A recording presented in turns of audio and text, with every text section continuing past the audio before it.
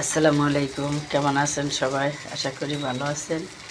আলহামদুলিল্লাহ, আমিও ভালো আছি। আজকে বেগুন পটল ভাজতেছি।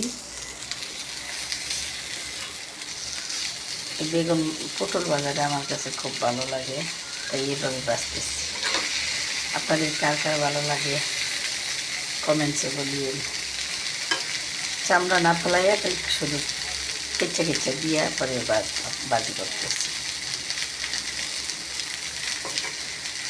আজ মনটা খুবই খারাপ, ভালো না।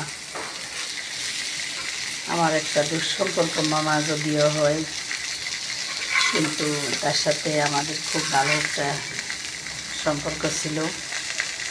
সে কালকে সকাল 8টা বাজে মারা গেছে।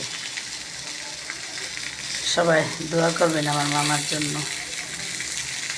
কিন্তু যদিও সে আমার আপন মামা না, কিন্তু আমার তার সাথে আমার খুব ভালো একটা সম্পর্ক ছিল, আপন মামার চাইতে বেশি। তাই কালকে আমি মারা গেছে, তাই কালকে রাত্রে একটুও ঘুমাইতে পারিনি। একদম টেনশন করলাম যে কীভাবে কী হইল। সবাই দোয়া করবেন আমার মামার জন্য। আর কে কোথায় আছেন আমার ভাই বোনেরা, ঈদ উপলক্ষে কে কোথায় আছেন পাইতেছি না আসলে সবাইকে। নাজমুল ভাই যদি ভিডিওটা দেখেন তাহলে কমেন্টস করিয়েন, ঈদে কি দেশে যাবেন নাকি।